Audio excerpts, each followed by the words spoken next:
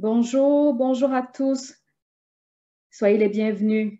À tous ceux qui nous prennent en marche, merci beaucoup de nous suivre. Merci d'avoir joint cette session de formation. Alors, je suis Marina Mea. Je travaille au CERFAM, le Centre d'excellence régional contre la faim et la malnutrition, et je suis là en tant que chargée de communication. Alors, permettez-moi de vous souhaiter encore la bienvenue à cette session de formation sur la gestion des incidents alimentaires. L'objectif, que vous aurez l'occasion d'en savoir davantage avec notre formateur de ce jour, alors l'objectif de cette formation est de mettre à votre disposition des outils et des connaissances afin de vous permettre de gérer efficacement les incidents alimentaires. Alors, avant de commencer, permettez-moi d'introduire le représentant du CERFAM. Il s'agit de M. Patrick Texera, qui est notre chef de l'unité planification stratégique, conception et programme et partenariat au CERFAM. Patrick, si tu m'entends, à toi la parole. D'accord, merci beaucoup Marina. C'est vraiment un plaisir d'être ici avec vous, avec les formateurs et tous les participants. Donc, d'accueillir ces participants à cette formation sur la gestion des incidents alimentaires, organisée conjointement par l'unité de la sécurité alimentaire et assurance qualité du Programme alimentaire mondial et le Centre d'excellence contre la faim et la malnutrition en Afrique, CERFAM. Alors, cette formation en particulier a pour but de doter tous les participants d'outils, de connaissances et d'expériences de première main pour mettre en œuvre des protocoles robustes pour gérer de manière efficace les incidents liés à l'alimentation en Afrique de l'Ouest et centrale. Alors, nous sommes tous conscients de l'importance de la sécurité alimentaire, de la sûreté des aliments et la qualité dans notre vie quotidienne. Et comment cette dernière peut contribuer à accélérer les progrès vers la faim zéro, en particulier durant cette période de Covid-19 et ses conséquences négatives sur la sécurité alimentaire, la nutrition et les systèmes alimentaires, surtout celles des ménages les plus vulnérables qui n'ont pas toujours les moyens de se prémunir. Alors, cette situation exige effectivement des actions novatrices, j'ose même dire audacieuses et à fort impact pour répondre aux besoins alimentaires et nutritionnels des populations les plus vulnérables. Alors, cette démarche est entièrement conforme à la mission et au mandat du CERFAM. Alors, pour ceux qui ne le savent pas encore, mais même pour ceux qui le savent, c'est toujours bien de le rappeler, que d'abord, le CERFAM est le premier centre d'excellence du PAM en Afrique. Il a été créé conjointement donc par le Programme alimentaire mondial et le gouvernement de la Côte d'Ivoire, tous deux désireux d'appuyer les pays de la région et de l'Afrique en général dans leurs efforts pour éradiquer la faim et la malnutrition. En ce sens, le CERFAM est un catalyseur et un facilitateur de bonnes pratiques et de solutions innovantes contre la faim et la malnutrition, générées ou adaptées au concept et au contexte et aux réalités africaines. Alors, le CERFAM s'est engagé à établir des alliances et des réseaux solides avec un large éventail de partenaires afin de tirer parti vraiment de l'énorme potentiel de bonnes pratiques qui existent en Afrique, l'expertise, les leçons apprises en matière de sécurité alimentaire et assurance qualité. C'est un domaine d'intervention prioritaire pour le CERFAM et le Programme alimentaire mondial en général. Alors, j'espère que cette session de formation sera vraiment l'occasion d'accélérer cet échange d'idées et de solutions innovantes pour mieux soutenir nos gouvernements et leurs partenaires, toutes les institutions nationales, mais aussi les partenaires de développement, les ONG, les donateurs, le secteur privé, dans leurs efforts visant à respecter les normes et les protocoles qui se doivent d'être solides pour gérer les incidents alimentaires et lutter contre l'insécurité alimentaire et la malnutrition. Alors, c'est ce à quoi le CERFAM, l'unité du PAM qui s'occupe de ces questions au siège, mais aussi le partenaire formateur, QRA, s'engage afin de faire en sorte que cette formation puisse vous apporter du bénéfice. Je suis impatient d'entendre des idées qui vont circuler et les échanges. Et je tiens à vous dire d'ores et déjà que le CERFAM est prêt à soutenir les efforts dans ce sens. Sur ce, j'aimerais vous remercier encore une fois pour votre participation et je vous souhaite une excellente formation. À vous, Marina. Merci. Merci beaucoup, Patrick.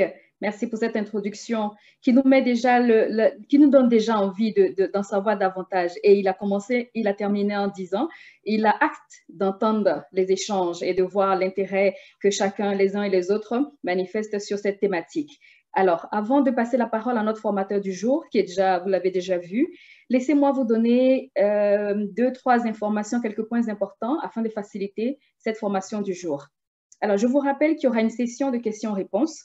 Vous pourrez saisir déjà des questions si vous avez préparées en attendant cette formation, ou si des questions vous viennent durant la présentation du formateur, vous pourrez les saisir dans la session dans la boîte questions-réponses ou le chat. Et je vais me faire le plaisir de les transférer une fois la présentation achevée au formateur qui pourra donner les réponses en fonction des réponses, en fonction des questions. Et je vous invite également, chacun de nous tous, à garder nos microphones lorsque va démarrer la présentation dans quelques instants, de garder nos microphones en sourdine pour éviter toute interférence avec l'orateur, afin qu'il puisse faire une formation tranquille, on va dire. Alors, notre formateur du jour se nomme Vincent Pomarès. C'est un spécialiste, pour votre information, il est spécialiste. On va l'écouter tout à l'heure. Je vous donne un bref aperçu de qui est Vincent, il aura l'occasion de revenir là-dessus. Vincent Pomarès est spécialiste de la sécurité alimentaire, du rappel des produits et de la gestion des incidents. Il a également travaillé sur de nombreuses missions. Il a conseillé des missions liées à l'amélioration des programmes de rappel et au dépannage. Alors Vincent, tu pourras en dire davantage lorsque tu vas prendre le micro pour ta session de présentation. À toi, Vincent. Bonjour mesdames et messieurs, je suis très content d'être parmi vous ce soir. Donc effectivement, je suis avec la société RQA depuis 2002 pour la démarche de gestion de crise sanitaire, dont je vais vous présenter le processus maintenant. Donc, quelques objectifs. Est-ce que tout le monde voit bien mon écran, je pense ?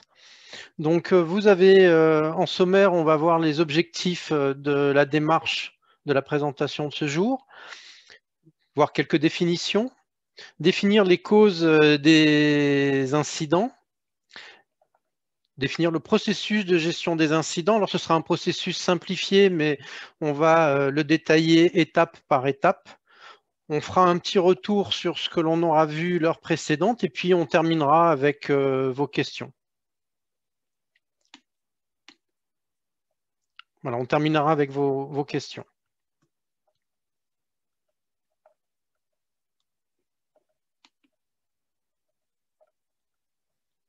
Alors, les différentes définitions, donc les objectifs, on va d'abord voir quelques définitions pour avoir un langage commun. Comprendre le processus pour gérer efficacement un incident d'origine alimentaire. Identifier et catégoriser les incidents pour essayer de comprendre à quel niveau on se situe. Est-ce qu'on a quelque chose de majeur, de mineur, de manière à pouvoir prendre des décisions qui sont les plus adaptées possibles. Donc pour ça, il y a des outils d'analyse des risques qu'on va vous présenter pour essayer d'évaluer ce type d'incident. Après, on va définir les fonctions en interne et externe clés impliquées dans la gestion des incidents. Donc ça, en fait, c'est la cellule de crise qu'on appelle souvent de cette manière. C'est les différentes personnes qui vont participer au processus avec chacun leur rôle et responsabilité. Et évidemment, définir les avantages d'un système de gestion des incidents au niveau de l'alimentation. Alors, quelques définitions. Un incident peut se produire lorsque l'on a des inquiétudes liées à la sécurité et à la qualité de la nourriture. Donc en fait, la sécurité, c'est lorsque l'aliment peut être préjudiciable à la santé. La qualité de la nourriture, on est plus sur une question de salubrité, c'est de faire en sorte que la nourriture apporte toutes les qualités nutritionnelles et organoleptiques du produit. Et ça aussi bien au niveau de l'alimentation animale que de l'alimentation au niveau humain. Parce qu'on s'est rendu compte qu'un défaut au niveau de l'alimentation animale pouvait avoir des répercussions importantes sur l'alimentation humaine. Donc, ils peuvent être généralement classés en deux catégories. Une contamination de la nourriture destinée aux humains et aux animaux lors de sa fabrication, de sa distribution, de sa vente et de sa manipulation dans le cadre de la restauration, ou ça peut être dû à un incident, on va dire, environnemental par une pollution, des feux, des incendies, des produits chimiques, du pétrole, ça peut être aussi des radiations dans le cas de certaines catastrophes nucléaires.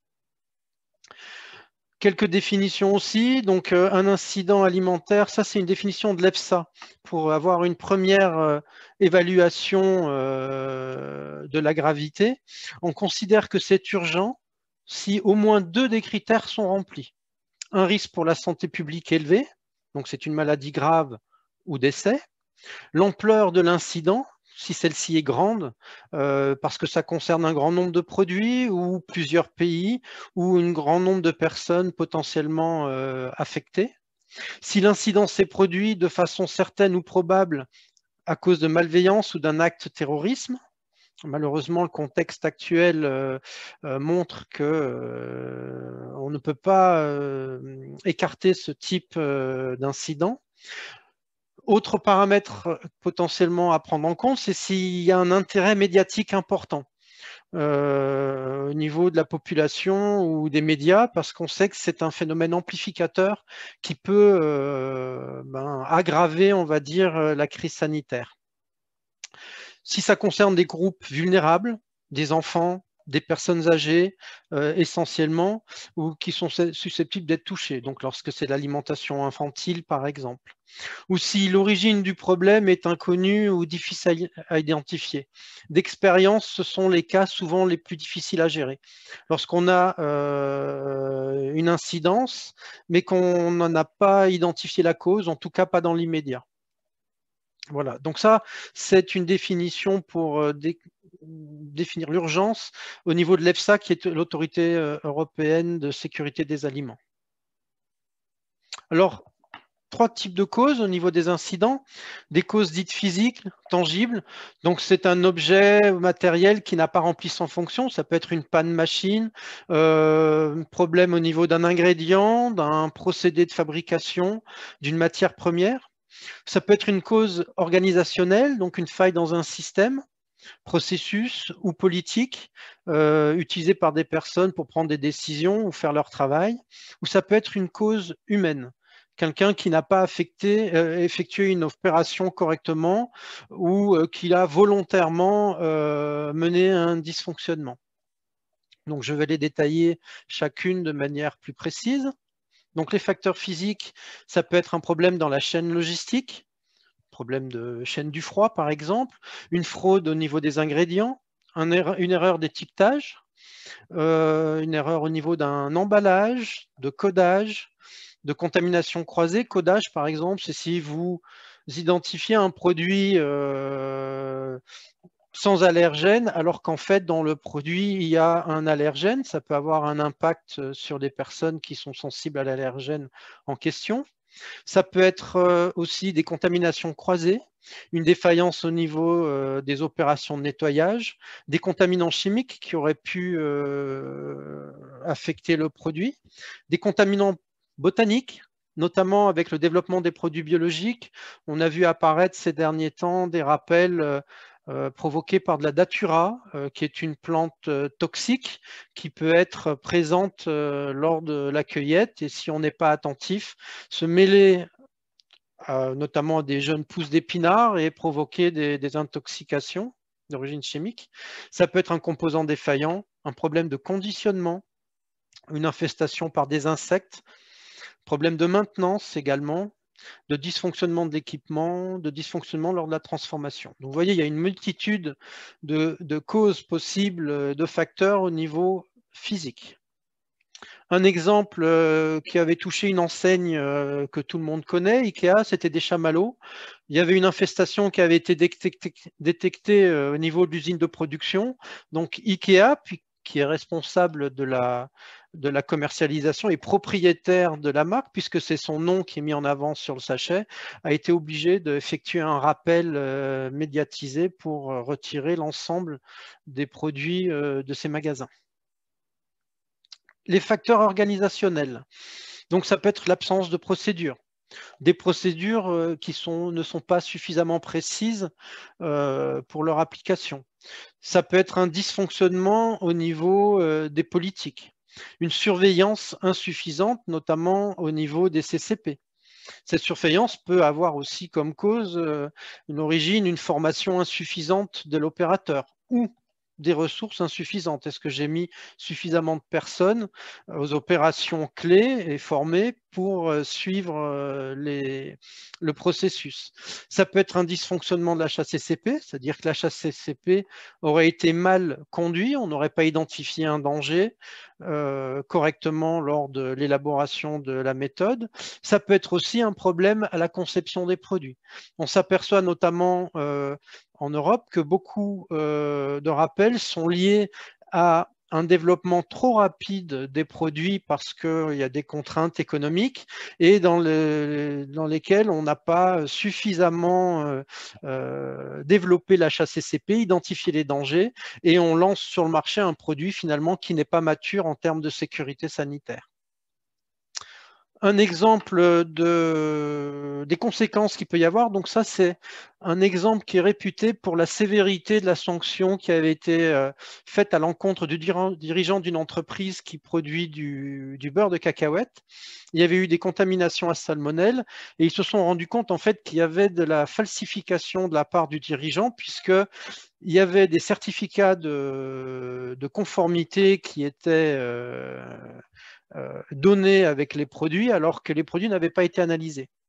Il a été condamné à 28 ans de prison, sachant que c'est une personne qui avait 61 ans, ça vaut quasiment une condamnation à perpétuité.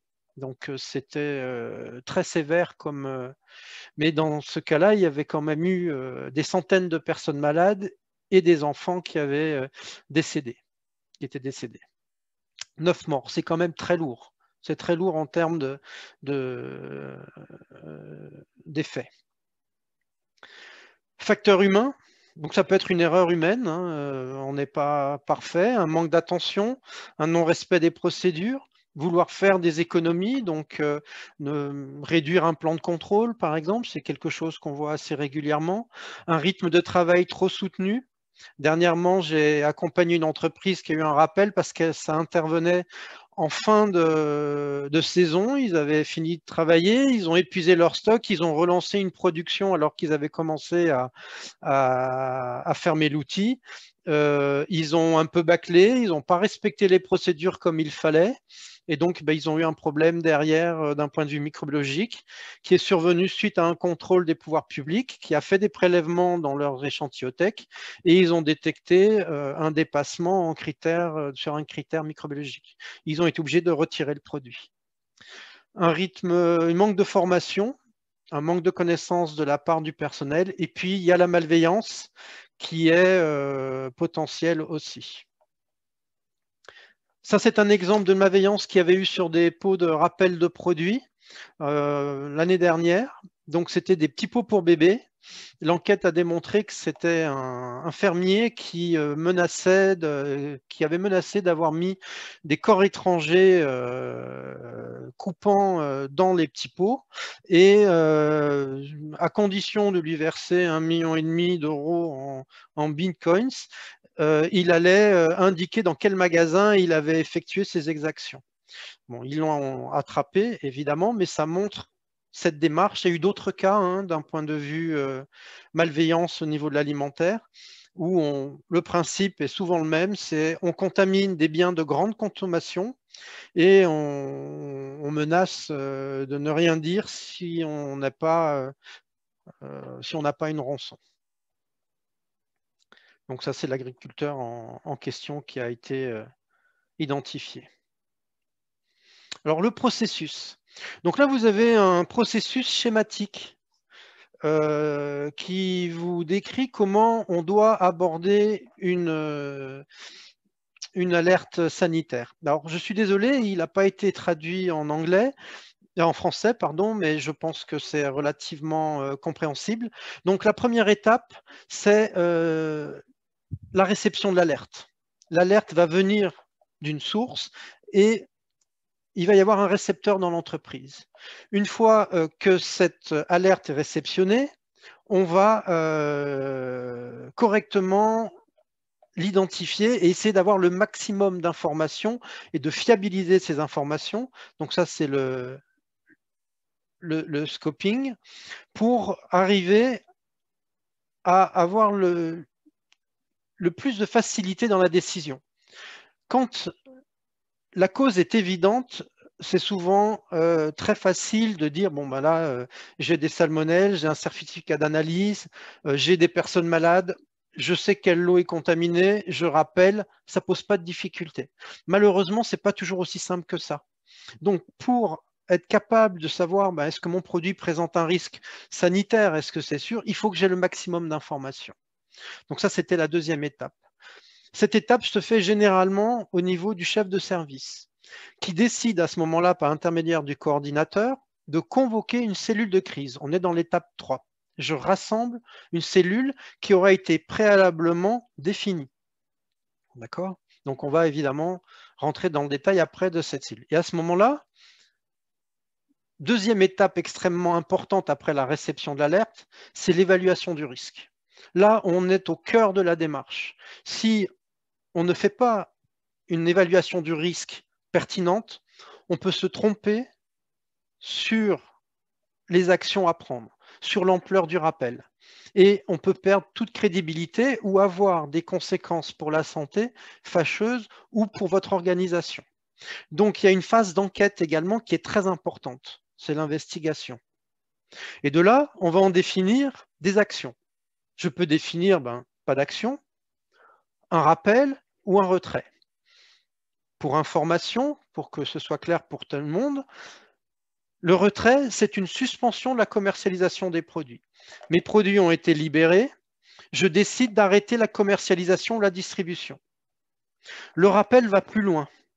Le rappel, non seulement je vais suspendre la commercialisation ou la distribution de mon produit, mais en plus, parce que j'estime qu'il y a un risque sanitaire pour le consommateur, je vais essayer d'empêcher la consommation de mon produit.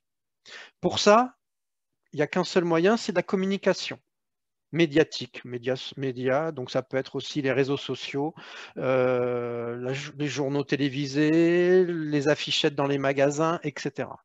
Donc c'est bien ça la différence. Le retrait, généralement, on estime qu'il n'y a pas d'impact sanitaire important pour l'entreprise. Le rappel, on estime, pardon, pour le consommateur, le rappel, on estime qu'il y a un risque sanitaire, donc je dois aller chercher le produit chez le consommateur. Une fois que j'ai décidé soit de faire un retrait, soit de faire un rappel, je vais avoir la gestion de mon produit, toute la logistique, c'est l'incident management. Donc, c'est récupérer mes produits, les bloquer, les identifier. Il va y avoir aussi la recherche des causes, comprendre ce qui s'est passé, et la communication à toutes les entités. Ces trois étapes-là sont concomitantes, en fait. Ça se passe en même temps. On ne peut pas dire qu'il y en a une, c'est en même temps. Donc, on va décrire précisément chacune d'entre elles. À un moment donné, on va clore l'incident. On va arrêter, on va essayer de revenir à la normale. Quelque temps après, on va faire ce qu'on appelle un retour d'expérience, un review, pour essayer de comprendre ce qui s'est passé à froid et de tirer des enseignements sur la gestion. Est-ce qu'il y a des choses qui peuvent être améliorées? Est-ce qu'il y a des procédures qui nécessitent d'être modifiées? Est-ce que j'avais tous les outils à ma disposition? Est-ce que les personnes étaient suffisamment formées? Donc, on va reprendre chacune de ces étapes une à une. D'abord, c'est la réception de l'alerte. D'où est-ce qu'elle vient? Elle peut venir directement du consommateur ou du client. Elle peut venir d'un fournisseur. Elle peut venir d'un contrôle interne, du fabricant. Celui qui a fabriqué a procédé à des analyses microbiologiques, par exemple, et s'aperçoit que son produit est non conforme par rapport à tel ou contaminant. Ça peut venir des médias, une information médiatique où on apprend dans les médias qu'il y a eu, par exemple, une catastrophe environnementale qui aurait pu affecter mes produits. Ça peut venir des réseaux sociaux. Ça peut venir directement de l'autorité gouvernementale qui vous informe de cas sanitaires, par exemple. Ça peut venir d'un acte malveillant. Vous recevez une demande de rançon, une lettre qui vous indique que des produits ont été contaminés de manière malveillante. Ça peut venir d'une analyse prospective. J'appelle ça aussi la veille médiatique et réglementaire. C'est d'essayer d'identifier les risques émergents. C'est d'anticiper, c'est d'anticiper. C'est assez complexe à mettre en place, mais on peut essayer de sentir les tendances au niveau de l'évolution en termes de danger. Au niveau de l'identification des incidents, quel arrangement avez-vous établi? Qui va être le réceptionnaire de l'alerte? Est-ce que c'est une plainte sérieuse menaçant pour la sécurité à qui elle va être rapportée? Généralement, ça peut être un simple opérateur qui s'aperçoit de l'incident sur la ligne. Une machine qui dysfonctionne, on s'aperçoit d'une fuite d'un liquide de refroidissement. Est-ce qu'il va avoir le réflexe de contacter son chef d'équipe ou la bonne personne?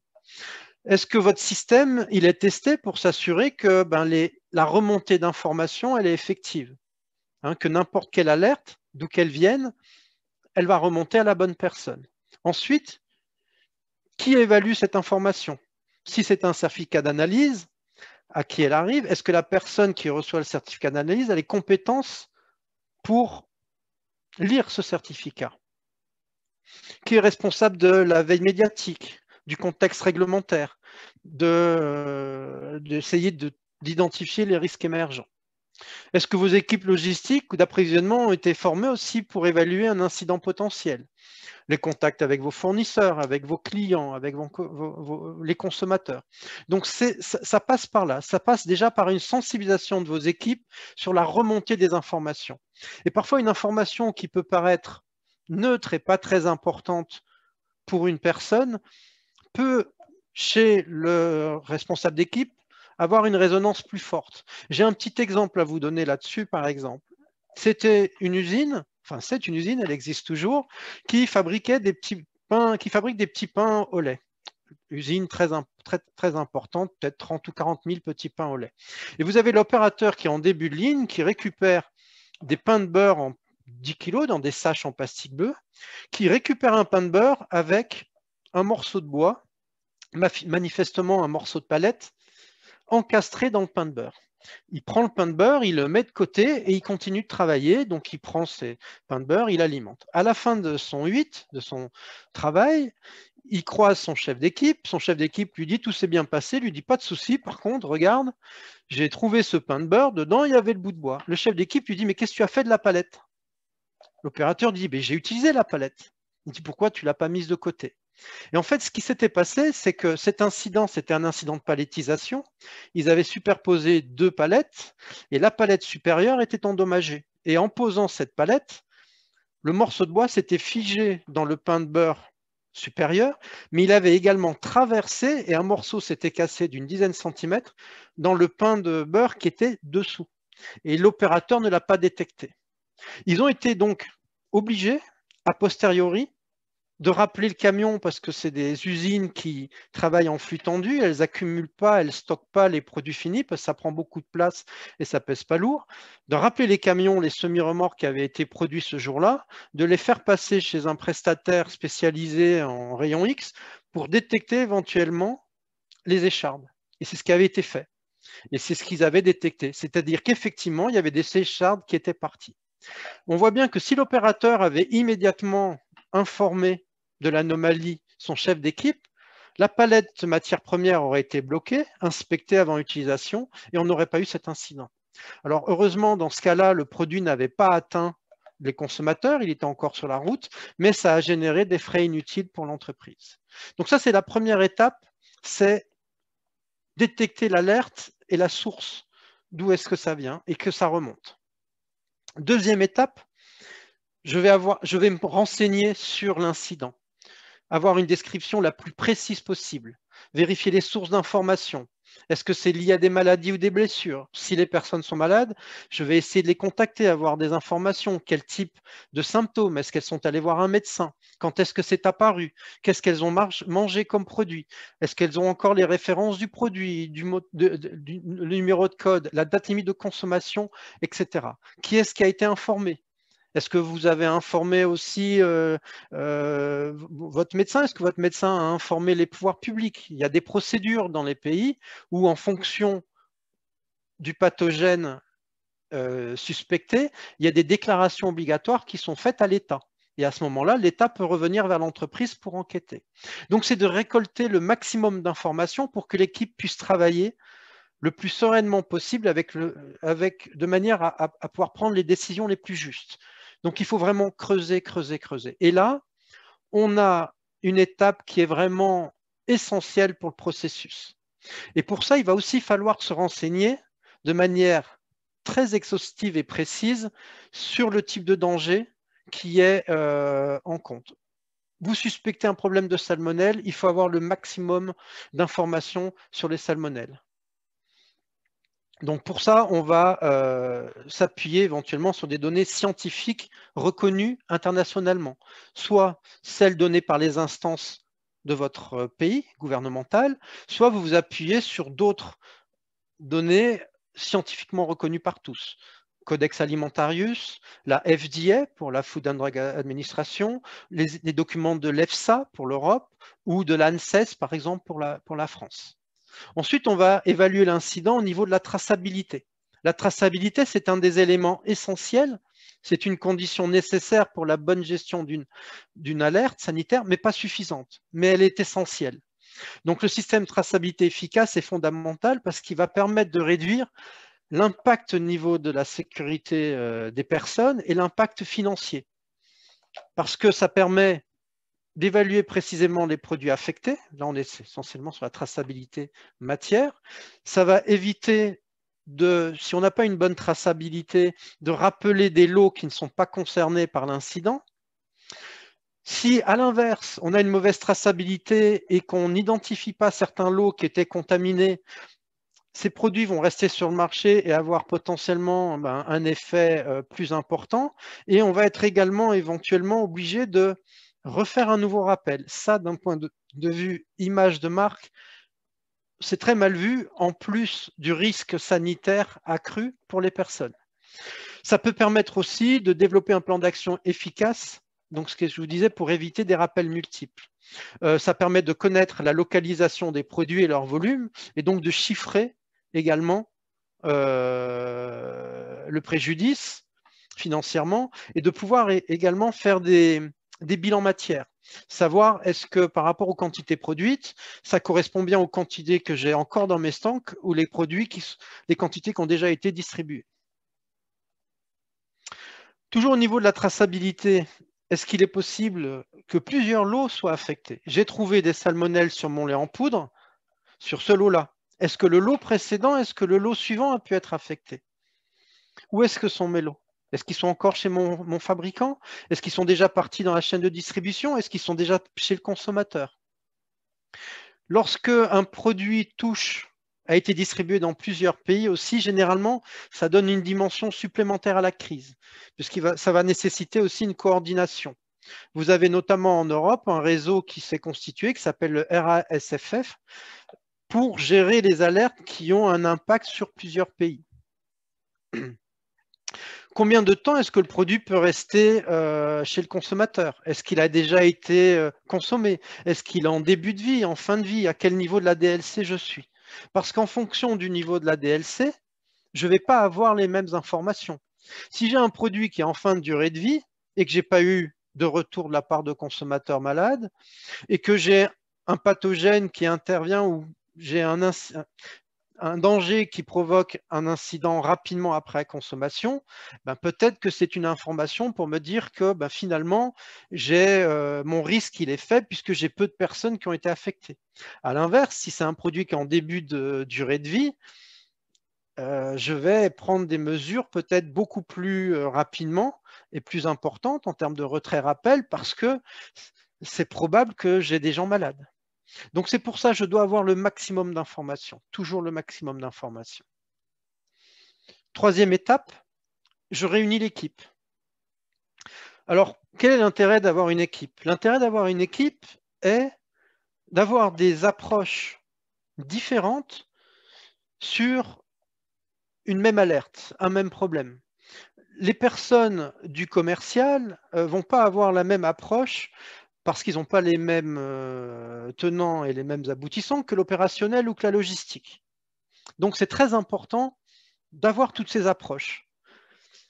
Il y a des pièges, notamment quand même en cellule. Pour qu'une cellule fonctionne bien, ça ne veut pas dire qu'on doit tout faire en même temps.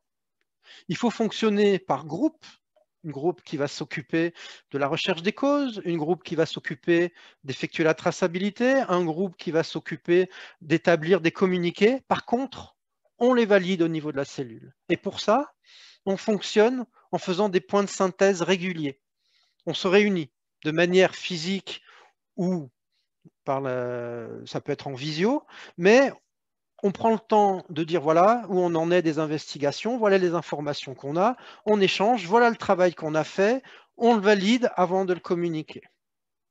Donc ça, c'est important de bien le comprendre. Si on essaye de faire tout en même temps, tous en même temps, beaucoup trop d'échanges, on perd énormément de temps.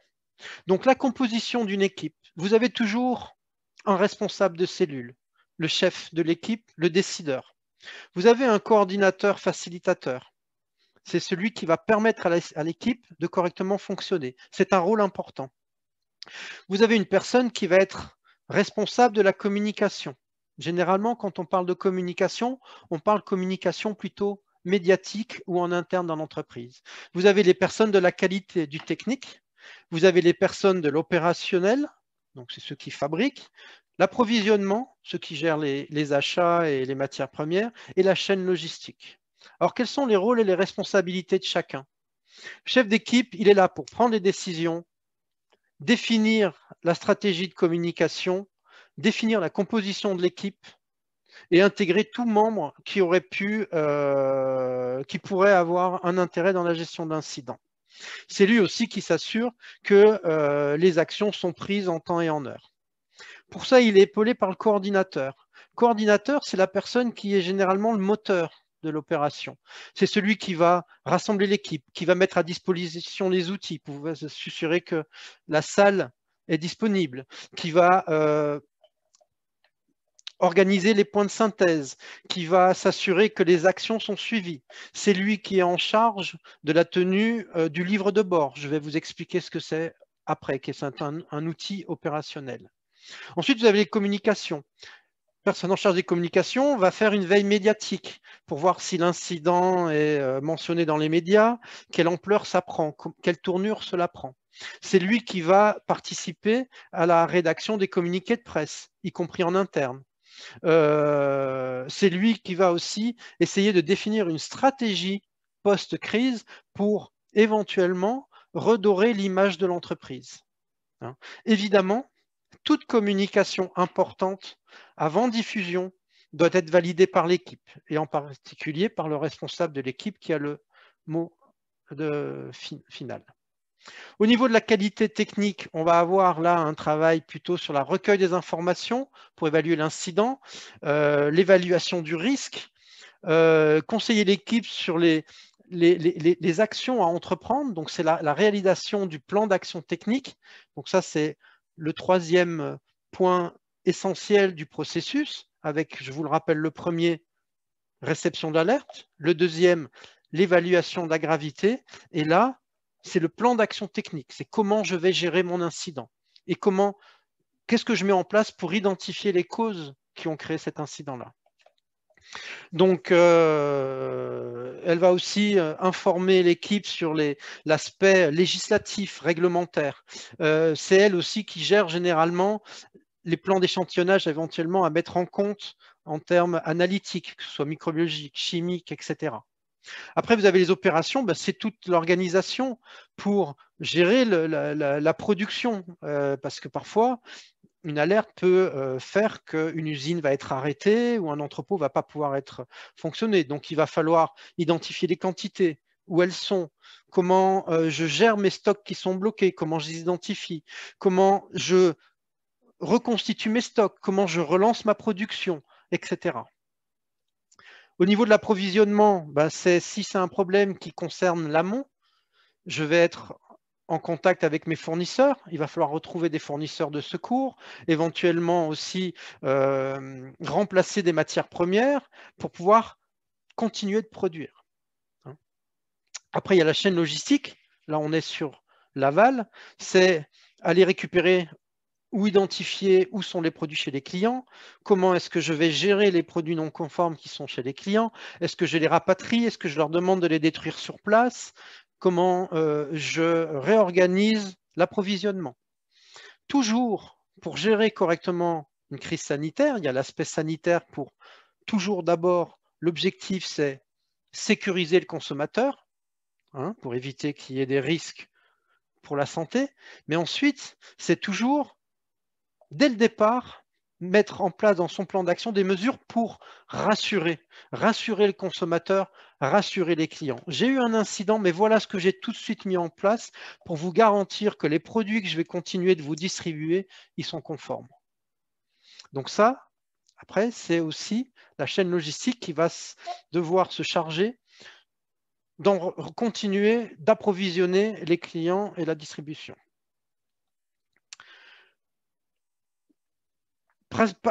Donc, une fois que cette équipe est réunie, on fait l'évaluation du risque. Comme je vous disais, on est sur la deuxième étape essentielle du processus. Donc, pour ça, il faut avoir une approche systématique qui va permettre d'évaluer si les risques sont importants ou pas et de prendre la décision la plus pertinente possible. Il faut la documenter au maximum et de manière toujours garder des traces écrites parce qu'une décision qui peut être prise à un instant T peut être justifiée par rapport aux informations que vous avez à ce moment-là. Et peut-être un mois après, cette décision paraîtra erronée parce qu'on aura des informations supplémentaires. L'empêche qu'au moment où vous l'avez prise, c'était peut-être la meilleure décision par rapport aux informations que vous aviez à ce moment-là. Donc, il faut formaliser les choses. Donc, il faut prendre en compte la sévérité potentielle des blessures, des préjudices, des dommages potentiels par l'incident et aussi la probabilité que ça arrive. Donc, en fait, c'est la sévérité multipliée par la probabilité que ça arrive qui donne le niveau de risque. Donc, la sévérité, c'est l'effet sur la santé, connu ou potentiel, donc symptômes de la salmonellose, les symptômes liés à la salmonelle, donc la maladie, la salmonellose, les cas de l'hystériose, ça peut être un problème de corps étranger qui va casser une dent, provoquer une perforation de l'intestin, etc. Problème allergique, chimique. La probabilité, c'est pour que ça arrive. Si j'ai un corps étranger, quelle est la probabilité pour que le consommateur l'ingère? Est-ce que c'est un échantillon sur 25 000, puisque mon lot, c'est 25 000 unités qui est concerné, ou est-ce que c'est mon lot complet qui va être concerné? D'accord. Et je vais calculer ce risque. Donc, ça permet d'évaluer le risque pour le consommateur, le risque final, déterminer les actions à entreprendre, obtenir la confiance des autorités. Si on montre qu'on a une pertinence dans cette analyse, les autorités vont être d'autant plus aptes à vous faire confiance et vous suivre dans la prise de décision. Et parfois, ça peut être aussi aider à justifier, il n'y a pas besoin de faire d'action parce que le risque, il est très limité ou il est nul. Répétez lorsque vous avez de nouvelles informations, comme je vous le disais, parce que les choses sont mouvantes et changent, et y compris si l'incident n'est pas clair. Si l'incident n'est pas clair, il va falloir justement, dans mon plan d'action, de prévoir de l'analytique ou des investigations supplémentaires pour m'assurer d'éliminer toutes les causes possibles. Alors, méthode quantitative d'évaluation. Il y a plusieurs méthodes, pardon. Il y a d'abord la méthode qualitative. Je vais catégoriser la dangerosité de mes potentiels, de mes effets. Ça peut être insignifiant, mineur, modéré, majeur, catastrophique. Insignifiant, aucun effet. Catastrophique, irréversible. Ensuite, je vais estimer la probabilité pour que ça arrive, de très peu probable à très probable. Et je croise les informations. Si j'ai un événement qui est avec une sévérité modérée et légèrement probable, je vais avoir au final un risque moyen, non négligeable. À l'inverse, si j'ai un risque catastrophique, mais très peu probable, j'ai aussi un risque au final qui s'avère moyen. Parce que le fait que la sévérité soit catastrophique, même si j'ai un seul décès, c'est quelque chose que je ne peux pas négliger. Donc j'ai un niveau de risque qui est moyen. L'autre méthode, c'est l'effet qualitatif. Je vais pondérer mes facteurs pour au final obtenir une note, entre guillemets, qui va me permettre d'évaluer. Donc la sévérité, je note de 1 à 3, pour faible 1 et élevé 3. Pareil pour la probabilité de faible à élevé à 3. Et ensuite, je multiplie le risque par la sévérité et j'obtiens un résultat. Si j'ai un risque faible, c'est parce que j'avais une sévérité faible et une probabilité faible. 1 fois 1, j'obtiens 1. Et ça me permet, comme ça, de caractériser mon risque d'un point de vue quantitatif. Donc après, vous pouvez choisir la méthode qui vous convient le mieux. Sachez aussi que dans certains cas, on utilise des fiches d'évaluation de la gravité qui vous permettent de vous poser les bonnes questions sur l'ampleur, le type de personnes affectées, le nombre de produits concernés, les pays concernés, est-ce que c'est une image, un produit important d'un point de vue stratégique, etc. Donc ne pas hésiter à utiliser ce type d'outils en gardant toujours à l'esprit que c'est un cadre. Donc c'est intéressant parce que ça vous donne des outils pour avancer, mais il ne faut pas avoir peur de sortir du cadre pour éventuellement aller chercher des informations au-delà. Hein. Ne pas rester enfermé, de manière à avoir le maximum d'informations possibles sur cette évaluation. Donc après, j'entame ma phase d'enquête, d'investigation. Récupérer les échantillons, les durées de consommation, les dates d'achat, envoyer des échantillons analysés, quels échantillons, combien, quel lot, à quel laboratoire? Est-ce qu'il faut plusieurs laboratoires? Est-ce que j'utilise mes laboratoires en interne? Quel type d'analyse? Est-ce que je fais intervenir des experts? Je creuse au maximum. Quand on recherche les causes, une des principales erreurs que je rencontre, c'est que les entreprises cherchent des solutions. Non, on élimine toutes les causes possibles. On élimine toutes les causes possibles. Donc, est-ce que ça peut être un dysfonctionnement d'un CCP? On va reprendre tout son HACCP, reprendre tout son process de fabrication pour voir où est-ce qu'il peut y avoir un incident. Est-ce que ça peut être une infestation d'insectes, une contamination croisée? Dans la plupart des cas, au départ, on ne sait pas ce qui s'est passé, mais on doit être capable quand même de communiquer, généralement au pouvoir public. En fait, ce qu'on va leur communiquer, c'est la feuille de route, le plan d'action technique, c'est voilà ce que je vais faire. Je vais vérifier mon CCP, je vais vérifier mon process de pasteurisation, je vais vérifier mes températures de conservation, je vais vérifier mes appâts contre les rongeurs, etc., etc. Je vais vérifier mes opérations de maintenance. Donc, toujours pareil, sur les sources d'information, le lieu, les quantités, je creuse, je creuse, je creuse. Donc, qu'est-ce qu'elle vous indique? Est-ce que les informations sont fiables? Est-ce qu'elles vous orientent vers une cause évidente? N'oubliez pas, éliminez toutes les causes possibles. N'allez pas que vers la chose qui vous paraît évidente. Dans certains cas, c'est évident, mais il faut quand même éviter toutes les causes possibles, éliminer toutes les causes possibles. Ensuite, vous allez, en fonction des causes possibles que vous avez identifiées, vous allez définir des scénarios, des hypothèses sur lesquelles vous allez travailler, de manière à pouvoir confirmer ou pas ces hypothèses. Donc, généralement, c'est avec les plans d'échantillonnage, des tests, des analyses supplémentaires avec le laboratoire. Ça peut aussi être des tests cliniques. On peut essayer d'avoir des informations auprès des personnes qui ont été malades. Sachez que généralement, ça s'obtient par l'intermédiaire d'un médecin à cause du secret médical, mais pas directement par l'entreprise. Donc, à chaque fois, il faut définir qui fait quoi.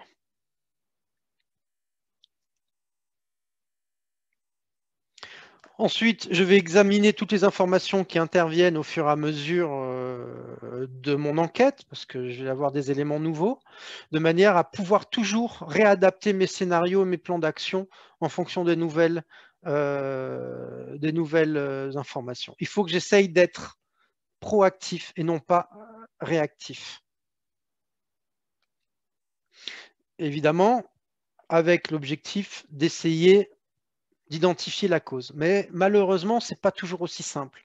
Par contre, quand on a une crise sanitaire et qu'on remet tout en question, puisqu'on recherche toutes les causes potentielles, on va mettre en place beaucoup d'actions correctives.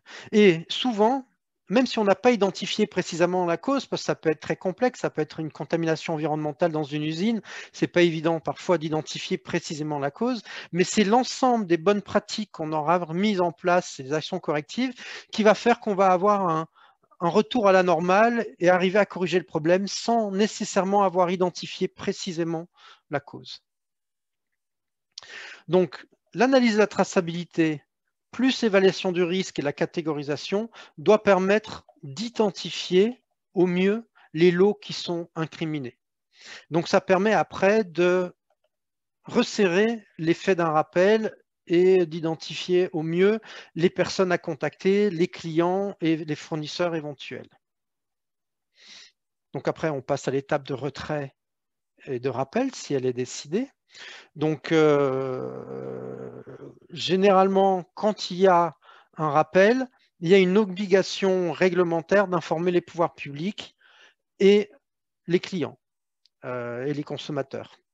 Donc, ça doit être fait et chacun doit, à ce moment-là, connaître son rôle. Donc là, il est important de définir qui communique dans l'entreprise, vers qui communique vers les pouvoirs publics, vers les organisations gouvernementales, qui va communiquer vers les clients, si vous avez des distributeurs, qui va communiquer vers le consommateur, qui va communiquer vers les médias si éventuellement je dois faire une communication médiatique. N'oubliez pas, toutes les communications doivent être validées en amont. D'accord? Sachez qu'il existe généralement des outils normalisés pour communiquer, notamment au niveau des pouvoirs publics ou des clients comme la distribution. Très souvent, ils ont leurs propres outils de communication pour être informés. Donc ça, c'est important en amont d'une crise sanitaire de préparer ces éléments-là, savoir quels sont mes contacts. Est-ce qu'ils ont des outils de communication qu'ils ont déjà mis en place? Sinon, développer mes propres outils pour communiquer auprès des clients. Par souci de simplicité, moi je conseille toujours d'avoir des outils communs pour les pouvoirs publics et les clients parce que c'est le même type de communication, c'est de la communication technique. J'identifie ensuite les personnes qui doivent communiquer vers chacune des entités. Soyez clairs et transparents. Et petit aparté pour la communication médiatique, s'il y a une communication vers les médias, il faut vraiment que la personne soit formée en amont. Donc, c'est ce que je vous disais, les autorités, les clients, les consos. Pensez aussi aux assurances parce qu'il peut y avoir des aspects financiers à gérer et les experts juridiques, experts techniques, etc. Donc, vous les avez ici. Pensez aussi aux représentants politiques locaux. Ça peut être le maire d'une ville, le représentant d'une région, etc. Les experts et le gouvernement. Donc, les outils pour communiquer, la fichette de retrait ou de rappel qui peut être mise dans les points de distribution, par exemple. Ça peut être un communiqué de presse dans la presse. Ça peut être des messages, des communiqués en interne pour les salariés de l'entreprise, pour les clients et les sites web. C'est un bon outil, le site web, sous forme de questions-réponses parce que ça fonctionne 24 heures sur 24. On cadre parfaitement la communication. Par exemple, quel produit est concerné? Les produits qui sont concernés, c'est telle référence avec tel numéro de lot. Est-ce que d'autres produits qui sont distribués peuvent être concernés? Non, ce produit, voilà. Qu'est-ce que je risque? Ben, voilà, dans le produit, nous avons détecté de la listeria. La listeria peut être dangereux pour les personnes âgées, etc., peut provoquer. Et comme ça, sous forme de questions-réponses, ça permet d'avoir une communication claire et précise. Au niveau des autorités, il faut les identifier clairement. Savez-vous comment les contacter? Par téléphone, par mail, par fax? Avec quels outils, hein? Est-ce que vous devez simplement signaler les rappels ou également les retraits, c'est-à-dire même s'il n'y a pas nécessité d'informer le consommateur? Donc ça dépend vraiment des sensibilités de chaque organisation gouvernementale. Ça dépend de chacun des pays. Dans certains pays, ils vont laisser beaucoup plus l'entreprise gérer. Dans d'autres, ils vont beaucoup plus s'impliquer. Donc ça, ces contacts-là se gèrent généralement en amont, même s'il est vrai que souvent en cas de crise sanitaire, le comportement des agences gouvernementales peut aussi changer parce que la pression peut être forte. Attention, c'est une communication technique que ces entités-là attendent. Ce n'est pas la même communication qu'on ferait avec des médias. Ils vont demander des réponses techniques sur l'incident. Donc là, si on a décidé de retirer ou de rappeler le produit, on va gérer l'incident. Donc là, on va avoir un livre de bord. Le livre de bord, je vous le présente maintenant, mais en fait, il doit être ouvert dès que la cellule de crise se convoque. C'est-à-dire que le livre de bord, c'est tout simplement un document dans lequel je vais enregistrer de manière chronologique, on peut également appeler ça minute, les actions et les événements. Pourquoi? Parce que quand il y a une crise sanitaire, malheureusement, les conséquences sanitaires, financières, légales peuvent être importantes et peuvent apparaître ou survenir des mois après l'incident. Et on va vous demander de vous justifier plusieurs mois après l'incident. Si vous n'avez pas un enregistrement détaillé, exhaustif de toutes les actions et les événements, quand est-ce que j'ai eu l'information, quand est-ce que j'ai initié telle action, etc., événement, c'est très difficile de justifier a posteriori. Donc c'est un document qui est important. Je vais vous montrer un exemple qu'il faut ouvrir dès que la cellule est convoquée et tenir de manière rigoureuse, dont vous avez l'heure et la date, l'information ou l'action et qui est responsable. Et si éventuellement, il y a un délai à respecter. Je me suis engagé à communiquer au pouvoir public d'ici demain. Qui? C'est la qualité de l'entreprise qui va communiquer directement au pouvoir public. Ou non, c'est le responsable de l'entreprise, parce qu'on est à un niveau plus haut, etc. Et ça, je dois l'enregistrer. Ça, c'est sous la responsabilité du coordinateur de la cellule de crise. Ça ne veut pas dire que c'est lui qui doit le tenir, mais c'est sous sa responsabilité. Ensuite, il faut agir, donc entretenir, savoir à l'avance qui va faire quoi. Donc, on avait décrit pour chacune des fonctions les rôles et les responsabilités, effectuer les appels, envoyer les emails, garder le registre, récupérer les informations des clients, des pouvoirs publics, des médias éventuellement, et passer en revue les actions pour être sûr qu'elles ont été correctement suivies. Dans la gestion d'une crise sanitaire, et quand il y a un rappel, il y a la gestion, je dirais, logistique des produits. Où est-ce qu'ils ont été envoyés? Est-ce qu'ils ont été détruits, etc. Donc ça, c'est comment je gère les produits incriminés.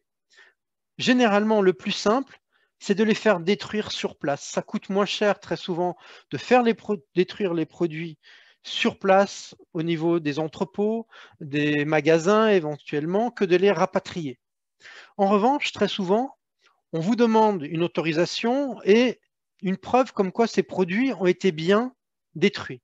Donc ces preuves, ça peut être soit les déclarations de vos clients, soit ça peut être des certificats de votre équarrisseur, c'est-à-dire de l'entreprise qui aura pris en charge vos déchets, qui comptabilisera, quantifiera et vous délivrera un certificat qui pourra attester comme quoi les produits ont été correctement détruits. L'objectif étant de s'assurer que ces produits ne peuvent pas revenir sur le marché, soit de manière accidentelle, parce qu'ils n'auraient pas été correctement identifiés ou retirés des rayons, soit de manière intentionnelle, parce que les produits auraient été détournés pour être revendus de manière frauduleuse, par exemple, ou redistribués de manière frauduleuse. Donc ça, c'est les méthodes d'élimination, et ça peut être fait parfois sous couvert d'un huissier ou en présence des pouvoirs publics. Dans certains cas, les pouvoirs publics viennent sur site et assistent à la destruction de la marchandise. Le javel, des colorants, il y a différentes méthodes.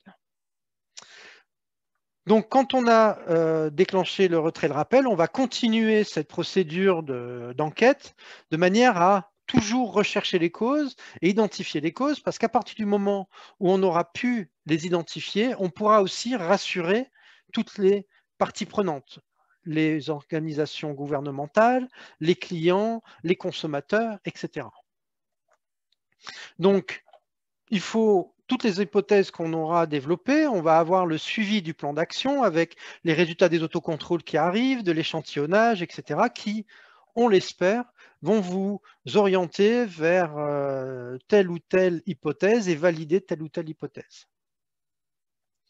Donc, on peut fonctionner en définissant la conformité, en reprenant, vous savez, la gestion de la racine, hein, on peut utiliser le diagramme d'Ishikawa ou la méthode des 5W, je vais vous en parler très rapidement, proposer le plan d'action, l'implémenter et vérifier que ça fonctionne. Donc ça, c'est la méthode des 5 pourquoi. J'arrive, mes produits sont dégradés, c'est des produits frais. Pourquoi est-ce qu'ils sont dégradés? Ils sont dégradés parce que ma chambre froide ne fonctionne plus. Pourquoi ma chambre froide ne fonctionne pas? Elle ne fonctionne pas parce qu'il n'y a plus de courant. Pourquoi est-ce que là, il n'y a plus de courant? Il n'y a plus de courant parce qu'il y a eu un orage et que ça a fait sauter. Conclusion, eh bien, sans alarme ou sans groupe électrogène, je ne peux pas gérer ce type d'incident. Donc peut-être que l'action corrective, ce sera de mettre un groupe électrogène. Voilà. Donc ça, c'est type de méthode. Vous avez l'autre méthode, le diagramme d'Ishikawa, qui est connu. Généralement, on le base sur les 5 M, matériel, milieu, main-d'œuvre, matière première et main-d'œuvre. Donc là, ils ont rajouté la mesure. Je ne rentre pas dans le détail, mais on va identifier à chaque fois ces 5 causes possibles au niveau de chacune des étapes pour éliminer les causes possibles. Et un petit exemple très rapide de ce que ça peut donner. Alors, dans un cas réel, on ne va pas le présenter comme ça parce que c'est souvent très complexe et ça devient illisible, mais vous avez un modèle présent pour vous donner le type de résultat que ça peut donner. Donc, au niveau d'une personne, on peut s'apercevoir qu'il y a eu un manque de formation ou qu'il n'a pas l'habitude d'utiliser cet équipement, etc. Ensuite, on va clôturer l'incident, il faut que ça se termine à un moment donné. Donc, on va documenter, on va récupérer toutes les informations des clients sur les produits qui ont été rappelés, qui ont pu être détruits, sur pourquoi est-ce que c'est arrivé, mettre en place ces actions correctives de manière à ce que le niveau de risque soit réduit à un niveau acceptable et que je puisse redistribuer mes produits. On peut aussi vérifier physiquement l'efficacité d'un rappel, c'est-à-dire envoyer des agents sur le terrain pour s'assurer que le produit n'est plus vraiment dans les rayons. Enfin, pour finir, on va faire un retour d'expérience. Alors ça, les entreprises ont du mal à le faire parce que généralement, quand on a vécu une crise sanitaire, il peut y avoir une pression très forte et on n'a pas spécialement envie de retourner sur cet événement douloureux. D'autant plus que généralement, on a accumulé beaucoup de retard sur le travail quotidien parce que ça demande une mobilisation et un investissement souvent extrêmement important, mais c'est très important de faire ce retour d'expérience parce que ça permet d'avancer, de comprendre ce qui s'est passé, de voir ce qu'on peut améliorer en termes de procédure, de fonctionnement, de formation, de son système aussi d'HACCP qui aura été remis en question de manière très importante lors de ce type d'événement. Donc, c'est très important de faire ce retour d'expérience et même de le formaliser. Ça, généralement, c'est sous la responsabilité aussi du coordinateur de la cellule de crise. Voilà. Donc, on a vu les objectifs, des définitions, les causes de l'incident, le processus. Maintenant, j'espère que vous avez pas mal de questions, que ça vous aura intéressé, de manière à ce que je puisse y répondre. Et je vais laisser la main à Marina pour les questions.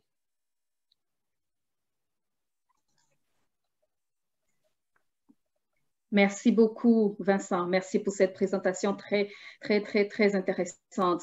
Je le dis au vu des questions et des préoccupations que j'ai pu relever dans la chatbox. Donc, on en a pas mal. On va essayer, dans le temps imparti, de répondre à ces questions et par la suite, on va fournir des réponses qu'on va partager aux participants. Alors, j'ai noté, la première question que j'ai notée pour toi, Vincent, un participant demande quelle est la différence entre les facteurs physiques et les facteurs humains des causes des incidents. On va essayer de répondre de façon brève afin de permettre de répondre au maximum de questions avant de clôturer. Facteur physique, je vais prendre un exemple, c'est une panne machine. J'ai un tamis en fond d'un silo. Le tamis, il est abîmé, il ne fait plus sa fonction, il ne tamise plus ma farine et je peux avoir des corps étrangers. Facteur humain, c'est la personne qui oublie de mettre le tamis quand, après avoir nettoyé son silo, elle laisse le tamis de côté ou elle ne le vérifie pas. Mais parfois, l'un peut être lié à l'autre. Le tamis, il est abîmé parce que la personne de maintenance ne l'a pas entretenu régulièrement. Donc, les choses sont assez imbriquées. Très souvent, la cause primaire, ça peut être matérielle, donc la panne mécanique, mais derrière, il peut y avoir aussi une cause humaine. Voilà, mais c'est la machine, surtout. Merci beaucoup, Vincent. Alors, pour revenir à la base même, un participant demande comment on peut définir un aliment qu'on peut appeler sain ou un aliment de qualité. À quel moment on peut dire qu'un aliment il est sain? Alors, déjà, c'est quand il répond aux critères réglementaires. Alors, au niveau de la législation européenne, la définition d'un produit dangereux, c'est un produit donc, qui est préjudiciable à la santé ou impropre à la consommation. Préjudiciable à la santé, ça peut dire qu'il peut y avoir des pathogènes d'un point de vue microbiologique ou des corps étrangers qui vont le rendre dangereux. En fonction du pathogène, je vais avoir des seuils réglementaires. Dans certains cas, ces seuils, c'est absence. En cas de salmonelle, pour un produit à consommer en l'état, c'est absence de salmonelle. Donc, un produit qui a de la salmonelle, qui est à consommer sans être cuit, c'est un produit qui est considéré comme dangereux. Pour certains pathogènes, je vais avoir des seuils. Listeria. Pour un corps étranger, là aussi, je peux avoir des limites. La FDA a fait une étude et a montré, par exemple, que pour un corps étranger en dessous de 7 mm ou au-dessus de 25 mm, s'il n'était pas très pointu, etc., le risque sanitaire est très faible. Parce qu'en dessous, il y a peu de risque de provoquer une blessure grave ou une suffocation ou une occlusion intestinale. Et au-dessus, c'est très peu probable de ne pas détecter le corps étranger avant de l'ingérer. Donc, il y a des aspects réglementaires qui sont fixés par les réglementations et il y a des aspects après qui vont être de bon sens ou d'aspects visuels qui peuvent aussi être fixés réglementairement. On appelle ça notamment des critères d'hygiène des procédés d'un point de vue microbiologique. C'est des germes qui ne sont pas dangereux, mais au-delà de certaines limites, on considère que le produit, il n'est plus salubre. Voilà. Donc, elles peuvent être fixées réglementairement aussi. Merci beaucoup, Vincent. Je ne sais pas si j'ai bien répondu à la question. Vous avez répondu en une réponse à 2 questions. Parce que la suivante, c'était à quel moment on peut déclarer un aliment, à quel moment on peut dire qu'un aliment est potentiellement dangereux. Donc, je pense que vous avez déjà répondu. Alors, dangereux, c'est préjudiciable à la santé, insalubre d'un point de vue européen. Insalubre n'est pas nécessairement dangereux à la santé. Ah, très bien. Très bien, très bien. Merci pour la précision.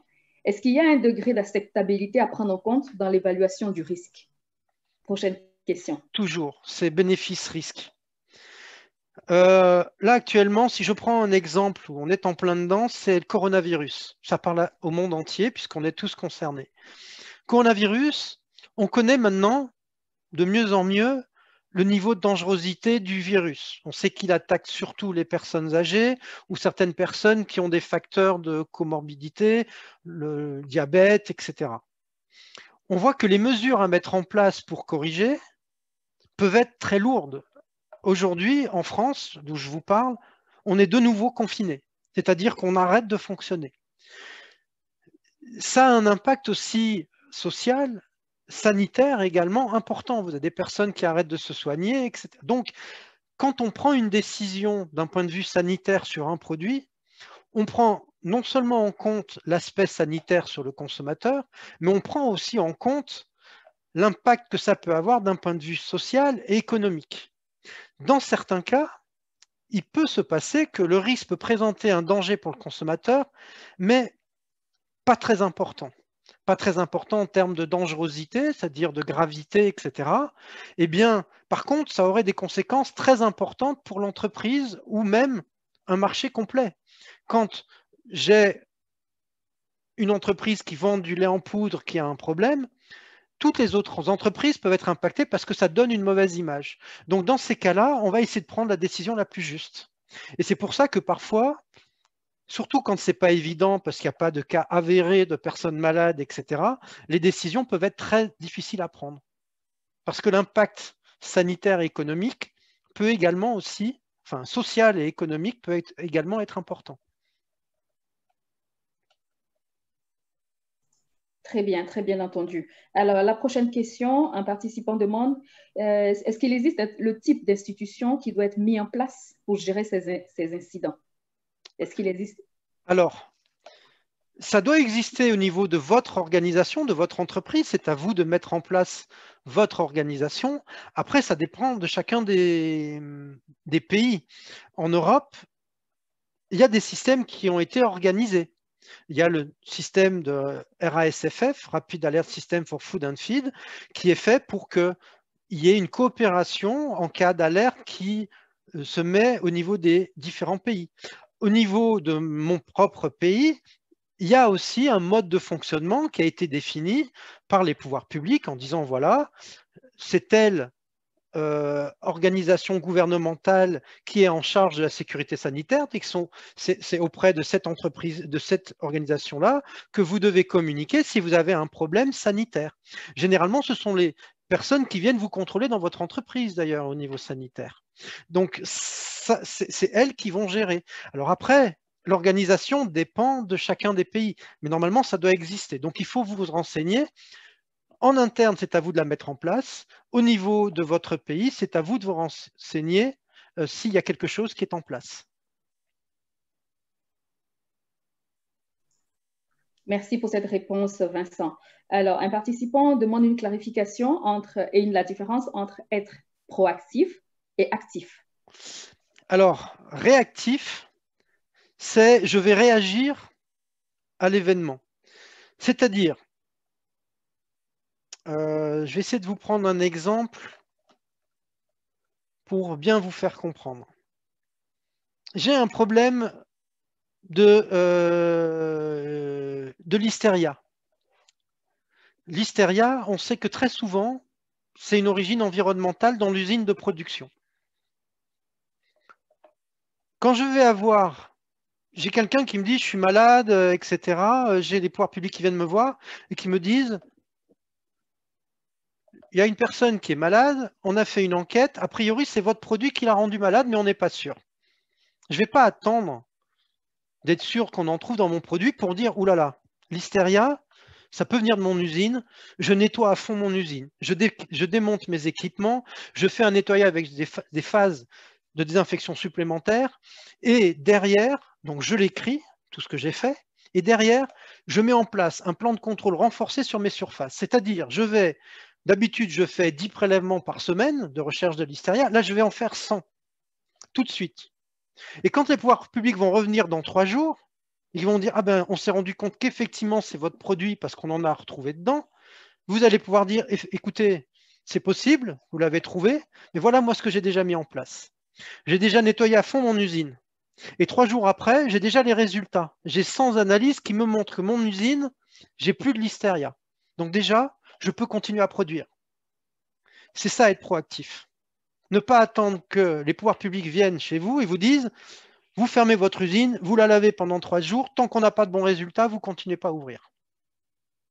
Est-ce que j'ai été clair sur mon exemple? Si, bien sûr, c'est bon. Donc, c'est d'anticiper les demandes. Effectivement, on a compris que l'organisation, l'entreprise peut elle-même mettre en place son institution pour la gestion des incidents. On a compris qu'il fallait être proactif, ne pas attendre. Très bien. Autant que possible. Autant que possible. La question suivante, est-ce qu'il existe des laboratoires agréés que vous recommandez dans le cadre de la gestion, dans l'analyse même déjà? Est-ce qu'il existe des laboratoires? Alors, oui. Pour l'analyse vous avez des incidents. Tout à fait. Alors, quand vous êtes en routine, vous pouvez fonctionner avec des laboratoires locaux, etc. Quand vous êtes dans un cas de crise sanitaire, vous avez intérêt à prendre des laboratoires qui sont accrédités, qui ont des accréditations. Donc, ce sont des accréditations qui peuvent être reconnues internationalement, COFRAC, par exemple. Donc, il y a notamment, je sais qu'en Europe, vous avez une accréditation COFRAC qui va pouvoir être reconnue partout en Europe. Il y a des laboratoires hors Europe qui ont été reconnus aussi. Très souvent, ce sont les mêmes grandes entreprises internationales qui ont des laboratoires en Europe et aussi dans les autres pays, qui sont également accrédités. Donc, dans ces cas-là, quand vous avez besoin d'un laboratoire dans des cas de crise sanitaire, mieux vaut vous orienter vers des laboratoires qui sont dits accrédités, qui sont reconnus internationalement ou à minima par votre organisation gouvernementale. Donc, il y en a peut-être au niveau de votre pays. S'il n'y en a pas, il faut voir les laboratoires les plus proches pour que d'un point de vue logistique, ça soit également gérable. Mais cette notion de reconnaissance et d'accréditation est très importante parce que s'il y a des poursuites juridiques, vous risquez de ne pas avoir de validité au niveau des comptes rendus d'analyse, qu'ils soient chimiques ou microbiologiques. Merci beaucoup, nous avons bien pris. Alors, nous sommes en train de dépasser le temps imparti. Je pense qu'on peut prendre encore une dernière question, si vous le permettez, Vincent. Ah, moi, je suis à votre disposition, aucun souci. D'accord, OK. Alors, je prends la dernière question. J'ai un participant qui nous dit que la formation aborde un sujet d'intérêt capital, donc très intéressant, très important. Mais il rappelle qu'en Afrique de l'Ouest, les entreprises n'ont pas les moyens et les compétences techniques pour mettre en place un système de gestion des incidents. Alors, est-ce qu'à la fin de cette formation, il serait intéressant qu'ils puissent avoir des documents afin de montrer, de partager leurs expériences? Est-ce que vous avez un système de dissémination de ces bonnes pratiques-là? Tout à fait. Alors, je vous invite à faire plusieurs choses dans ces cas-là. Vous avez des organisations qui sont gouvernementales qui sont assez en avance sur la gestion des alertes parce qu'on en a eu beaucoup et il y a une pression qui est très forte. Soit ça existe déjà au niveau de votre pays. Si dans votre pays, vous trouvez que c'est insuffisant, les données que vous avez, n'hésitez pas à vous orienter vers les outils utilisés, vers des organisations qui ont des systèmes en place plus matures. Je vais donner des exemples très précis. Vous pouvez, par exemple, utiliser, vous avez compris, je suis français, les documents de l'ANSES, ANSES, l'Agence nationale de sécurité de l'environnement et de la santé. Donc, vous avez, par exemple, l'ANSES met à disposition des fiches techniques microbiologiques sur chacun des pathogènes microbiologiques, sur les salmonelles, sur les listeria.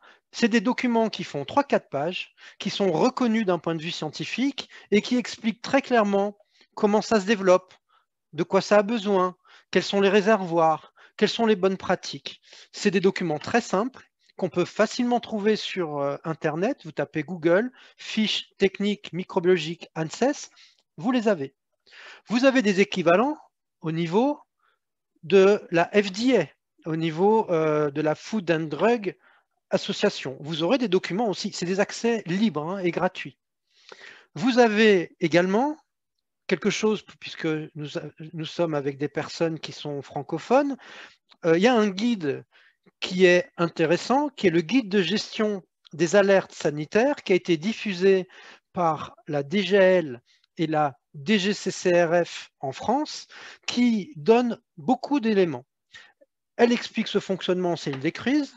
Elle vous donne un modèle de fiche pour évaluer la gravité et, très intéressant, elle vous donne un tableau avec des limites sur des contaminants microbiologiques et chimiques en fonction du type de produit. Donc ça, c'est pareil. Je ne sais pas si moi, je peux vous transmettre des documents ou si je peux même en partageant mon écran, vous montrer la recherche. Le trouver, c'est d'accès libre et vous aurez dedans des outils déjà qui seront très intéressants parce que vous avez contaminants chimiques et contaminants microbiologiques où ça vous renvoie vers la législation européenne pour les contaminants chimiques. Et ça vous donne aussi des démarches pour évaluer le risque et moi j'utilise énormément ça. C'est des données qui sont scientifiques, reconnues et j'utilise beaucoup ces documents-là.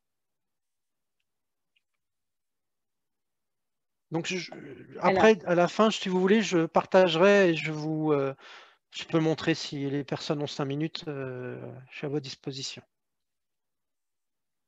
Je pense qu'on peut le montrer en 5 minutes avant de conclure. Alors, je vais le faire tout de suite. Okay.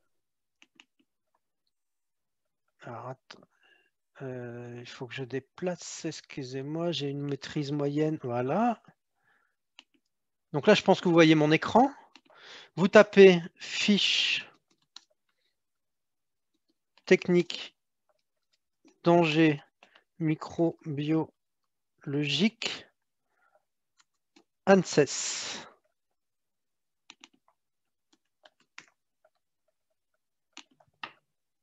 Voilà. Et vous avez ici consulter les fiches d'outils d'aide à la rédaction des guides de bonnes pratiques d'hygiène. Consultez notamment, voilà, Trichinella. Trichinella, c'est un parasite qu'on retrouve dans la viande. Vous avez ici les vibrio, donc vous avez Brio paralymoticus, le choléra. Vous avez, par exemple, je vais prendre quelque chose, Clostridium botulinum. Vous avez Escherichia coli, les AHEC, c'est les Shiga toxiques, ceux qui provoquent des syndromes hémolytiques et urémiques. Si je prends, par exemple, je vais prendre un qui est plus simple, je vais en ouvrir un. Je vais prendre salmonelle ou rotavirus, histamine, voilà, listeria. Je pense que ça parle à beaucoup. Voilà, ce sont des fiches. Vous voyez, il y a quelques pages. Vous définissez à quelle température ça se développe, les sources du danger, les voies de transmission, des recommandations, quels sont les symptômes, quels sont les rôles. Si on veut faire une analyse plus poussée, quel niveau de contamination il faut que j'ai pour qu'une personne puisse être malade. Donc, on voit que pour une personne saine puisse être malade, il faut qu'elle ingère 10 puissance 10 cellules. C'est énorme. C'est pour ça que l'hystéria, en fait, est dangereuse pour les personnes fragiles, pour les populations sensibles. Sinon, une personne normale, elle développe très rarement des symptômes graves à l'hystériose.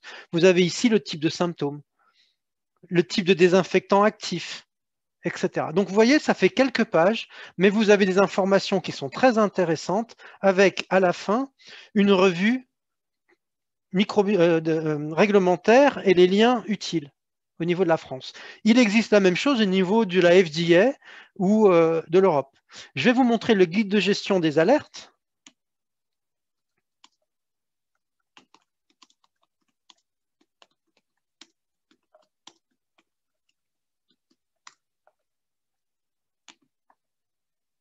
Voilà, donc vous voyez, on l'obtient très facilement.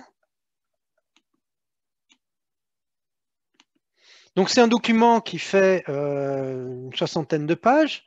Je passe rapidement, mais on va vous donner des outils sur la fiche de transmission d'alerte, comment communiquer auprès des pouvoirs publics, sur les modèles de communiquer, vous avez des modèles, et à la fin,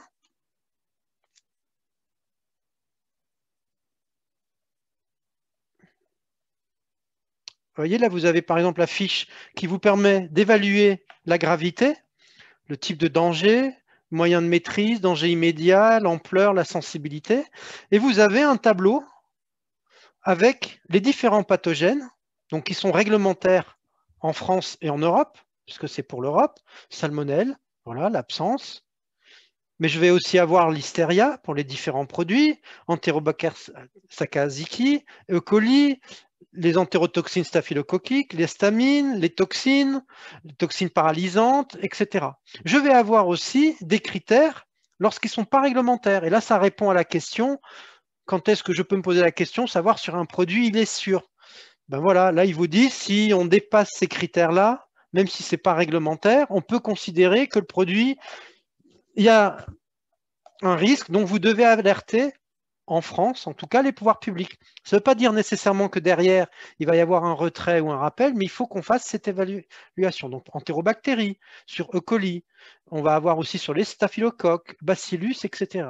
Donc, vous voyez que là, vous avez des documents qui sont, à mon avis, très intéressants pour vous à utiliser pour parfaire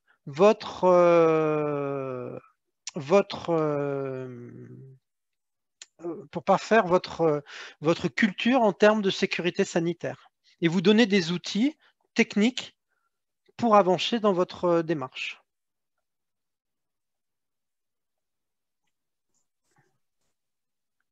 Merci beaucoup, Vincent. Je pense qu'on a largement dépassé le temps. Les participants s'inquiétaient de savoir s'ils allaient recevoir les présentations, les références de tout ce qui a été présenté. Je les rassure, ils vont recevoir les présentations. Ils vont recevoir un certificat de participation en fonction des informations qu'ils ont fournies lors de leur inscription. Alors, s'il y a des questions dans le chat box qui n'ont pas eu de réponse, je voulais les rassurer. Elles seront consolidées. Je vais les transmettre à Vincent qui va apporter une réponse et on va consolider tout ça, mettre ensemble avec les documents de formation, les documents, tout ce qui a été partagé, les références, et on va vous les partager. Donc, ne vous inquiétez pas. Je vais faire le récapitulatif bien après cette session de formation. Alors, si vous avez d'autres questions à poser, n'hésitez pas. Vincent, dans sa conclusion tout à l'heure, il va vous montrer, vous donner son adresse email. Vous pourrez lui adresser directement les questions liées à la gestion des incidents alimentaires. Si vous avez d'autres questions concernant le CERFAM, comme j'ai pu le voir tout à l'heure, ou alors comme pour le Programme alimentaire mondial, n'hésitez pas à nous contacter. Vous trouverez tous nos contacts sur sur Internet, notre page web, notre compte Twitter. Je vous invite à nous visiter. Vous trouverez davantage d'informations sur le CERFAM et sur le Programme alimentaire mondial. Donc, je voudrais remercier, voilà, Vincent nous montre son contact. Je vous prie de noter son adresse email. Vous pourrez lui adresser toutes les questions relatives à cette session de formation. Il se fera un plaisir de vous répondre. Vincent, avant de conclure, je te permets de donner un dernier mot aux participants. Je tenais à vous remercier pour votre attention. J'espère que ça aura répondu à vos attentes et je remercie nos hôtes de cette organisation et du soutien logistique qu'ils m'ont apporté parce que j'étais pas très... J'ai été un peu laborieux pour me connecter. Merci beaucoup, Marina, mais c'est aussi Carole. Et je vous remercie pour votre attention. J'espère que ça vous aura intéressé. Voilà. Je te rassure, c'était très intéressant, Vincent. Merci infiniment. Merci à vous. Il fallait avoir le nombre de questions qui ont été posées. D'autres n'ont pas pu être répondues. J'espère que ce n'est pas parce que je n'ai pas été clair. J'espère que ce n'est pas parce que j'ai été clair. Non, au contraire, à chaque réponse, il y avait toujours, ça suscite l'intérêt et la grande implication sur la thématique. Non, merci il n'y a pas de souci. Merci infiniment à tous. Bonne soirée. Merci à chacun. Merci pour tout. Et bonne soirée à tout le monde. Merci beaucoup. Merci, Vincent, encore. Au revoir. Au revoir.